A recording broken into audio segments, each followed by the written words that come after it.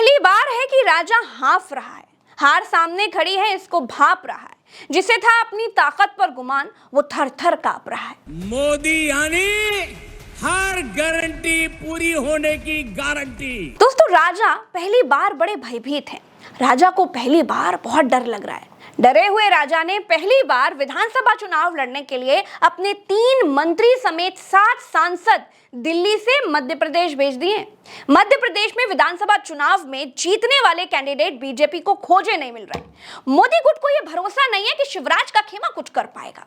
दोस्तों, एक समय था जब बीजेपी की लहर थी, बीजेपी की आंधी चलती थी, और अब ऐसा टाइम आ गया है कि बीजेपी जीते हुए सांसदों को केंद्र सरकार में मंत्री बनकर बैठे लोगों को मध्य प्रदेश में विधायक का चुनाव लड़ने भेज रही है। पुलिस का केस सीबीआई को कब जाता है दोस्तों? जब पुलिस नकारा साबित हो जाती है। यहां शिवराज को पुलिस और मोदी गुट को सीबीआई मानिए। दिल्ली वाली मोदी की बीजेपी को लगता है कि शिवराज चौहान के सहारे रहे तो पक्का हार होने वाली है, इसीलिए शिवराज को साइड करने का भी प्लान अब एक्टिवेट कर दिया गया है। बीजेपी हार गई तो शिवराज मुख्यमंत्री नहीं रहेंगे, ये तो सबको मालूम है। लेकिन अगर जीत भी गई तो भी शिवराज चौहान मुख्यमंत्री नहीं रहेंगे। उसका पूरा बंदोबस्त दिल्ली की तरफ से कर लिया गया है। उनकी जगह पर नरेंद्र सिंह तोमर को मध्य प्रदेश का मुख्यमंत्री बनाया जा सकता है। अब शिवराज के आगे कुआं है और पीछे खाई है। अपने दम पर लड़ेंगे तो जनता हरा देगी, मोदी के दम पर लड़ेंगे तो शिवराज का ठिकाना लगना तय है। दोस्तों, दोनों ही सूरतों में शिवराज का मध्य प्रदेश में सूर्य अस्त होने की तरफ है।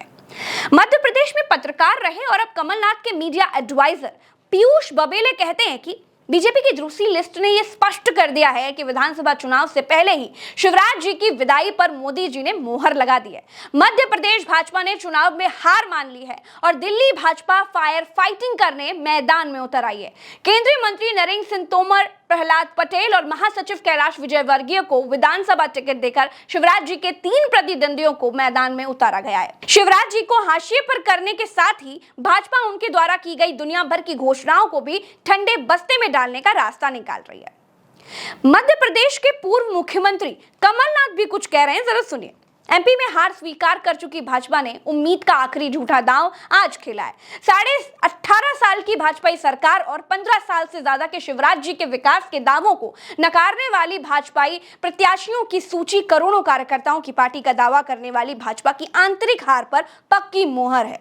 एमपी विकास के खोखले दावों की पोल खुलने के साथ बड़बोली भाजपाई सरकार के प्रचारवादी विकास के थोथे दावे और सफेद झूठ साबित हो गए।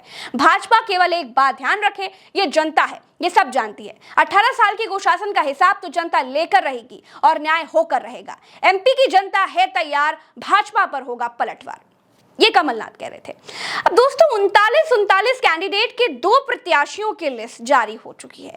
शिवराज चौहान को इस बार मध्य प्रदेश में बीजेपी ने सीएम कैंडिडेट घोषित नहीं किया है। मध्य प्रदेश का मुख्यमंत्री कौन होगा, इस सवाल का जवाब अभी तक ये है कि शिवराज सिंह चौहान तो नहीं होंगे, नरेंद्र तोमर या फिर मोदी के करीबियों में से कोई हो सकता है, वो भी अगर जीते तब, क्योंकि मध्य प्रदेश में बहुत पापड़ बेलने पड़ेंगे। सर्वे कांग्रेस के पक्ष में जा रहे हैं। बीजेपी ने तोड़फोड़ करके सरकार बनाई, इससे जनता में नाराजगी है।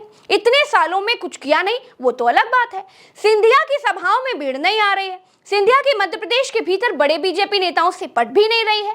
उमा भारती, उन्होंने भी मोदी के खिलाफ अलग से झंडा उठा लिया है।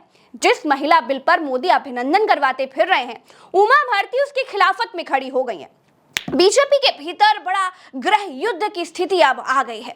इस बीच कांग्रेस शिवराज सरकार के घोटाले निकाल कर भी ले आई है। कांग्रेस ने क्या लिखा है वो जरा देखिए। मध्य प्रदेश में पहली बार वोट देने जा रहे युवाओं ने पिछले 18 साल में क्या देखा। व्यापम घोटाले में 1 करोड़ युवाओं का भविष्य बर्बाद, पटवारी परीक्षा में 15 लाख के पेपर का बिकना, डीएमएटी और नर्सिंग कॉलेज में घोटाले, 19,000 बेरोजगारों और छात्राओं की खुदकुशी, 3 केंद्रीय मंत्रियों सहित 7 सांसदों को विधायकी का चुनाव लड़वाना हार से बचने के लिए हाथ पांव मारने जैसा दिखाई देता है। दुनिया की सबसे बड़ी पार्टी का ये हाल होगा, किसी ने नहीं सोचा था। अब अगर मध्य प्रदेश में हार से बचना है तो बस इतना ही बचा है कि अब मोदी भी मध्य प्रदेश से विधायक का चुनाव लड़ जाएं, स्मृति ईरानी को भी लाएं, पीयूष गोयल वगैरह सबको मध्य प्रदेश से विधायक का चुनाव लड़ा दें, तभी मध्य प्रदेश में इज्जत बच सकती है। नरेंद्र सिंह तोमर देश के कृषि मंत्री हैं और दिमनी से विधानसभा चुनाव लड़ रहे हैं। नरसिंहपुर से केंद्रीय मंत्री प्रहलाद पटेल चुनाव लड़ रहे हैं और निवास से केंद्रीय मंत्री फग्गन सिंह कुलस्ते विधानसभा का चुनाव लड़ने के लिए भेजे गए हैं। अब बीजेपी का ये हाल क्यों हो गया है, आप कमेंट में बताइएगा। आशा करते हैं सब कुछ समझ में आ गया होगा। नमस्कार, जय हिंद।